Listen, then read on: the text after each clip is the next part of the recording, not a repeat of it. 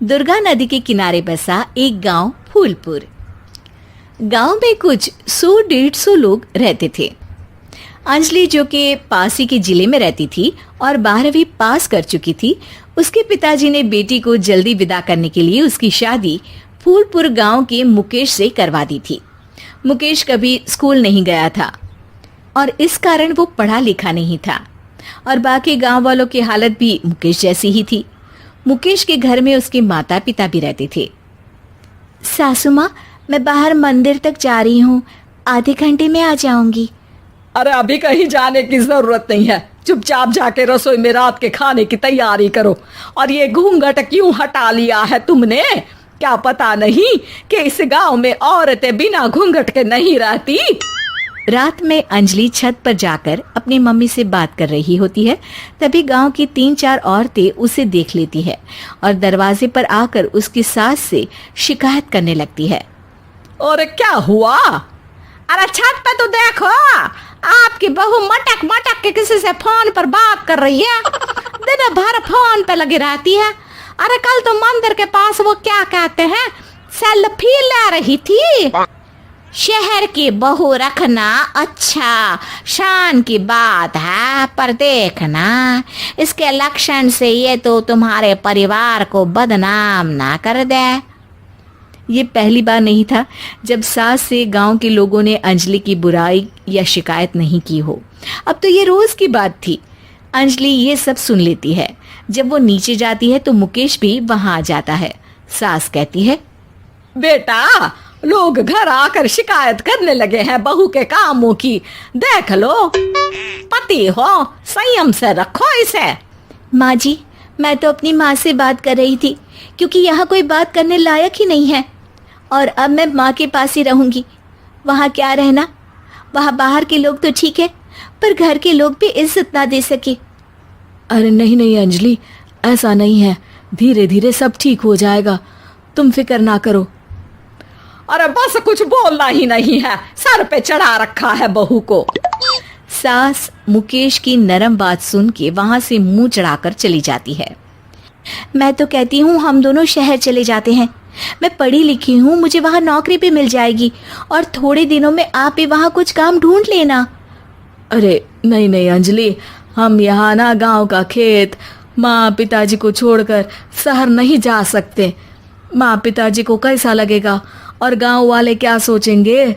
ये कहकर मुकेश सोने चला जाता है और अंजलि की गांव वालों द्वारा बुराई का सिलसिला बहुत दिनों तक चलता ही रहता है। लेकिन अंजलि गुस्सा ना दिखाते हुए समझदारी से काम लेती है। बारिश का मौसम चालू हो जाता है। जोरदार बारिश से पूरे गांव में हाहाकार मच जाता है। दुर्गा नदी में बाढ़ आ जाती है और बाढ़ का पानी पूरे गांव की फसल तबाह कर देता है। फसल की ये हालत देखकर गांव वाले निराश हो जाते हैं और बात तो यहाँ तक पहुँच जाती है कि कुछ लोग तो अंजलि को इस सब का दोषी ठहरा देते हैं। अरे पूरी फसल तबाह हो गई, पता नहीं किसकी नजर लग गई है। अरे जब से चौधरी परिवार में ये शहर की बहू आई है ना, तब से ही गांव की शांति चली गई है। इसके कर्म कांड से माँ दुर्गा नदी भी खुश नहीं है। ये सब सुनकर बेचारी अंजलि रोते हुए अपने घर चली जाती है। कुछ दिन बाद सभी गांव वाले अपनी फसल का मुआवजा लेकर अपने अपने घर आते हैं। मुकेश भी 1500 लेकर आता है। अंजलि को जब पासबुक दिखाता है तो अंजलि हैरान हो जाती है। अरे, ये पासबुक में तो उन्होंने 4000 की एंट्री करी है और आपको सिर्फ 1500 दिए। सच में? अरे, वो सरकारी अफसर आपको बेवकूफ बना रहे हैं। सरकार की तरफ से हमें 4000 मिले हैं लेकिन बाकी का सारा पैसा खुद ही खा रहे हैं। आप लोग के अनपढ़ होने का फायदा उठा रहे हैं। ये सब सुनकर मुकेश परेशान हो जाता है लेकिन अंजलि उसे हिम्मत से काम लेने को कहती है और सुबह होते ही मुकेश को पंचायत कार्यालय ले जाती है और साथ में गांव के और लोगों को भी।